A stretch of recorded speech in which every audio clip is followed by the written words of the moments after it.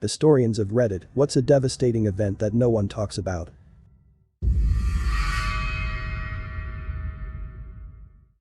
The dictatorship of Francisco Macías Nguema, president of Equatorial Guinea from 1968-1979. He unleashed a reign of terror to rival those of Pol Pot or Idi Amin, who ruled concurrently with the lesser-known Equatoguinean tyrant. Out of a population of no more than 400,000, some 50,000 to 80,000 were murdered, and up to 150,000 fled. Like in Pol Pot's Cambodia, you could be executed by his regime for wearing glasses. He was overthrown and executed by his nephew, current Equatoguinean president and kleptocratic dictator Teodoro Obiang Nguema Mbasogo. The forced expulsion of ethnic Germans from Eastern Bloc countries in the aftermath of World War II. Between 1944 and 1950, some 12 to 15 million Germans were driven out of Eastern Europe into West Germany and Austria. Those were the lucky ones. Several 100,000 civilians were sent to internment camps to be used as forced labor. Anywhere from 500,000 to 2.5 million Germans died as a result of this persecution. But because Germany had already done something rather similar in the recent past to the Jews and other so-called undesirables, and the communist atrocities against ethnic Germans were only a fraction of those committed by the Nazis, it was never given the recognition that it deserved. I find that people don't really talk a whole lot about the 2004 earthquake in the Indian Ocean these days, which is odd when you consider the sheer magnitude of that disaster. Nearly 230,000 people died, thousands of homes were completely wiped out, and countless lives were permanently uprooted. Beyond that, the damage to the environment was extensive and lingers on to this day. Those are just a few from off the top of my head, and all three examples are from the past 100 years. History has no shortage of untold tragedies, both natural and man-made. From late March to early April 1918, Armenian and Bolshevik soldiers ruthlessly slaughtered 50,000 Azerbaijanis and Legzis and looted and destroyed Azeri towns and villages. Mass graves were uncovered showing the horrors of the extent of the atrocities. Many of the villages the Armenians destroyed still don't exist. Azerbaijan tried to put together a commission to investigate it, but the Soviet invasion stopped any legal repercussions against the perpetrators of the attacks. On February 26, 1992, Armenian soldiers invaded the town of Kohli in Azerbaijan. They slaughtered over 600 Azeris, including old women and babies. They even cut down civilians trying to flee from the advancing Armenians. Those are just two of the overwhelmingly large amount of crimes against humanity perpetrated by Armenians against Azerbaijan. In the British-occupied Punjab, India in 1919, a British general named Dyer ordered a mass shooting of unarmed civilians gathered for a peaceful protest. Dyer and his troops entered the garden, blocking the main entrance behind them, took up position on a raised bank, and with no warning opened fire on the crowd for about 10 minutes, directing their bullets largely towards the few open gates through which people were trying to flee. Until the ammo supply was almost exhausted. Britain never formally apologized for the massacre, but expressed regret in 2019. When the Queen visited in '97, Prince Philip claimed the reports were exaggerated. Probably the USS Indianapolis shark attacks. In 1945, the USS Indianapolis carried out a top-secret mission to deliver parts of America's first nuclear weapon when the ship of 1,100 men sunk. About 200 people died with the ship sinking with 900 survivors. Unfortunately, they sunk in a very shark-infested location. Of the 900 survivors, it is estimated that 300 of them were eaten and killed by sharks in the 4 days that they were stranded. Another 300 died of dehydration, while only leaving 300 who were rescued. This is the largest shark attack known currently and must have been one of the scariest situations to be in. Just being in the freezing dark at night listening to people screaming and drowning as you constantly wonder if a shark is under you right now for 4 days with no food or water. The Deluge rarely gets discussed outside of Poland. In the mid-17th century, a series of invasions of the Polish-Lithuanian Commonwealth by an alliance of Sweden and Russia saw severe destruction throughout the Commonwealth. Warsaw was completely destroyed and its population reduced from about 20,000 to 2,000. In addition, about one-third of the Commonwealth's population was either killed or displaced, and a 2012 Polish estimate concluded that the invaders destroyed 188 cities and towns, 81 castles, and 136 churches. The conflict saw the Polish-Lithuanian Commonwealth lose its status as a great power and set the stage for the 18th century partitions by Austria, Prussia, and Russia that brought about the end of the Commonwealth. It's sort of hard to estimate both, but there are some historians who believe that Poland took more damage socially, financially, and in human capital in the Deluge than it did in the Second World War. I briefly studied the Mount Erebus disaster in high school, and it really fits the prompt. In 28 November 1979, an air tourism plane from New Zealand crashed into the side of Mount Erebus, Antarctica, killing all 257 people on board. The crash was the result of human failure, seeing that the information provided to both pilots and cabin crew during briefing was different than that passed on for programming of the onboard computer the day of the flight, and that, moments before the crash. The crew mistakenly identified landmarks and failed to identify the volcano coming up in front of the craft. The crew had been instructed to follow a path down McMurdo Sound to the west of Mount Erebus, however the flight path was altered at 1:40 a.m. on the day of the flight, unbeknownst to anyone from the crew. The new path was in accordance with the previously established air tourism flight paths approved in 1977 that were set to fly above Mount Erebus at a height of 4,000 meters. Thus, seeing that the flight through McMurdo would be made at a height of around 610 to 900 meters, the plane eventually crashed at the side of volcano, exploding on impact and killing all 257 people on board. That, however, is only part of the story, since the accounts of search and rescue operators are also horrifying and clearly took a psychological toll on those attempting to clear the crash site. The remains of Air New Zealand Flight 901 were reached at 9 a.m. on the following day, 20 hours after the crash, and responders immediately reported that there were no survivors. Recovering and identifying passengers was made extremely rough, since body parts had been scattered everywhere and were sometimes trapped beneath tons of fuselage, not to mention being mostly burned from the explosion. As such, identification was often made from a finger containing surviving digitals or a pair of keys in someone's pocket. Still, 40 people were never identified. Responders went through hell in that mountain slope during the 10 days that search and rescue efforts were held. One of the rescuers, Jim Morgan, wrote a very detailed account of their experience, which can be read fully on Wikipedia. But to summarize, they worked 2 shifts, 12 hours on and 12 off, and it was extremely intense physical work. Initially, they had a limited supply of water and only one bowl to wash their hands in before meals. The water in the bowl would turn black. They did not wash their plates and dishes after eating and simply passed them on to the next person. Their polar clothes were quickly stained black from ash and human grease, and their wool gloves were also dampened by human grease, released from the burned bodies. Eventually, gulls arrived and started eating at the bodies and would not back off regardless of what responders did. So they had to pile every single body part, creating around 11 huge piles of bodies, and cover them with snow. When the operation was finally over, bad weather left them stranded on the mountainside, which only worsened everyone's mood, and as helicopters were finally able to come retrieve responders and deceased alike, work increased exponentially as people were evacuated. And those left behind had to work doubled. As a consequence, New Zealand stopped doing air tourism to Antarctica, and it was stopped as a whole around the world, resuming in the 1990s. There were also several laws passed to diminish pollution in the continent, seeing that the freezing temperatures preserve whatever you throw there indefinitely. The initial inquiry blamed the pilots for the crash, but public pressure caused further investigation, which discovered the negligence behind Air New Zealand's flight plan and conduct, besides obstruction of justice, by not presenting this evidence up front. Kyshtym disaster, some believe it is the worst nuclear disaster, comparable to Chernobyl and Fukushima. The Soviets in the mid-1950s were really pushing their nuclear program to match the US's research, but had little idea on nuclear physics, nor did they even know anything about the safety and handling. Some were handling plutonium.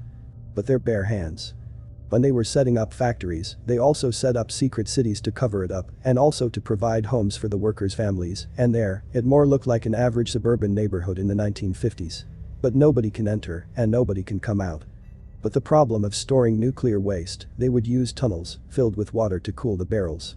But the cooling system was crappy, and pressure was building, and as the fact I mentioned earlier, when the Soviets had little idea about nuclear physics, they decided to dispose the waste into the nearby lakes, mainly Lake Karachay, and the lake got contaminated.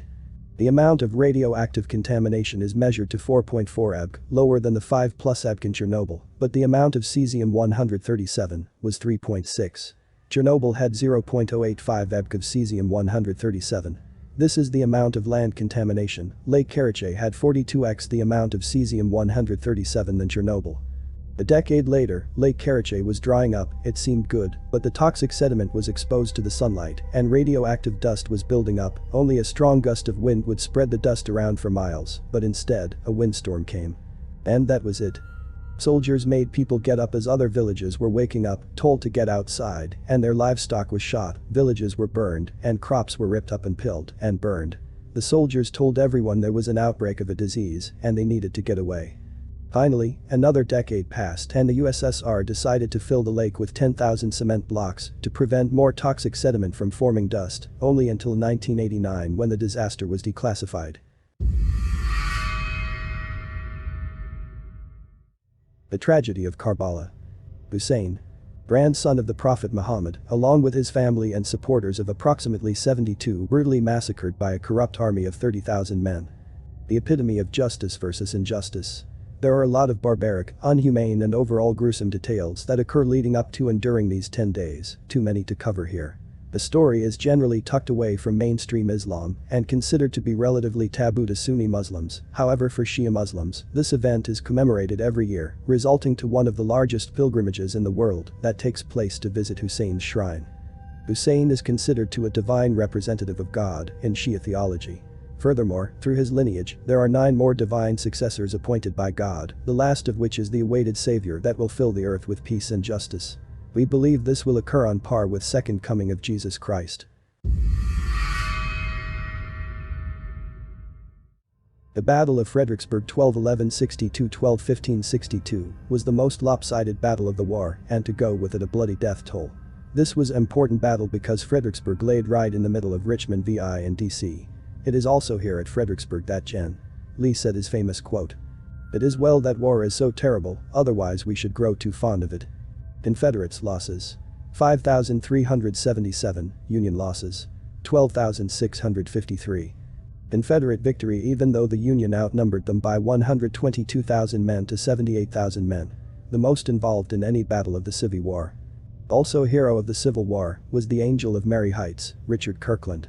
He was at Sunken Road behind the stone wall fighting on the Confederate side when the fighting slowed down and they can hear the painful screams of soldiers in the wall in front of them dying. He asked the brig. Gen. if he can help the wounded soldiers. The Gen. said yes after the second time asking. He grabbed all of the canteens he could find and he helped all of the wounded he can. He did this for about an hour and a half. During the heroic act both sides ceased fire after realizing what was happening. He was awarded the Confederate Medal of Honor that was created in 1977 for his actions on that day. The town of Rosewood, Florida. Rosewood Massacre was a racially motivated massacre of black people and destruction of a black town that took place during the first week of January 1923 in rural Levy County, Florida. At least 6 black people and 2 white people were killed, though eyewitness accounts suggested a higher death toll of 27 to 150. I use this one because there is a popular movie about it, but I have heard of many towns like this, mostly in the South, but a few in CT as well. United States history doesn't teach us about the atrocities black Americans faced. It tells you that blacks started with slavery and was magically equal rights in the 60s. That's very much just not true. Benin Punitive Expedition of 1897. A notable sacking of a civilization during the European scramble for Africa at the end of the 19th century. It wiped out the ancient Benin city and looted its treasures, including the famous Benin bronzes. Not only forgotten as an event, perhaps more importantly, the long history of the large, prosperous and technical Benin city itself has been largely erased from history. Benin City was one of many sub-Saharan African cities that defy the myth that Africa was undeveloped or uncivilized before the Europeans arrived. The British attacked the city with what were essentially World War I-era battleships, machine guns and artillery before burning the remains to the ground. For a millennium prior, Benin City had been home to sophisticated metalworking artisans and was surrounded by the Great Wall of Benin, that rivaled the size of the Great Wall of China. Jasenovac concentration camp, run by the independent state of Croatia during World War II. It was so horrific and unimaginably brutal that a high-ranking Nazi officer in Croatia said that the greatest of all evils must be Jasenovac, which no ordinary mortal can glimpse. Killing wasn't industrialized like in Nazi camps, and one-on-one murders were especially horrifying, as most were committed using axes and various blunt objects, such as hammers. Several days before Yugoslav partisans liberated Jasenovac, 600 to 700 women were murdered and mutilated, and the camp burned to the ground. The partisans forced Stasha and Chetnik POWs to tear down the wall surrounding the camp, and the bricks were donated to the local population to rebuild towns and villages. Some of these stories are from family. Some are from documentaries. The Indian agent demanded any woman he wanted for the night under threat to the village that he would lie and get them in trouble, have their funding taken away. For one such incident, the husband of the woman died on his canoe in a rifle accident. Someone else saw it all though. He went out and killed himself because he couldn't bear what was happening. Long ago, indigenous people weren't allowed in Victoria. Then when they were, word spread quickly, it was a big deal, and there was a good deal on meat. Someone told the person who passed this story down. Don't eat the meat. Something was wrong with it. Poisoned, or bad somehow. People dropped like flies on the route home that it was impossible to bury them all. Many had to be left under boulders. No one knows where that route is now. It's well known that residential schools were often places of physical, emotional, and sexual abuse and had the goal of destroying a culture, but there's so many people who don't know about them and live in the places where they happened. Something that still messes me up to know about is the story of one survivor. She said that one of her jobs was to take the babies born of rape to the incinerator to have them burned. I live in BC, and in my history class we got maybe 1 to 2 short paragraphs on what happened. The message was, they were bad. Their purpose was to assimilate indigenous people. They're in the past. But the last one closed in 96 or 97. The bias and intergenerational trauma are still so prevalent. There are communities without running water in Canada. And communities aren't getting the kind of help they need. Everything had become so politicized. I don't mean to be a downer. I heard a lot of hate and resentment and get over it in my early life. It makes me so happy to see the steps taken to remediate things and how many people want to move forward together. I recently learned that the original intent of the first treaties were to live together as equals. The future treaties apparently altered this intent over time to what they became. During the First World War, New Zealand invaded and seized Western Samoa from the German Empire. Samoa would remain a territory of New Zealand until 1962. During this early period, a steamer, the SS Talune, departed Auckland on a regular voyage to Apia, Samoa, stopping in ports in Fiji, Tonga, and Nauru. Prior to departure, 2 crew members had reported sick and were removed from the crew. By the time the Talune arrived in Suva, Fiji, on November 4, 1918, several more crew members had also fallen ill. Here, she took on 90 Fijian laborers who would help unload and load cargo further along the voyage.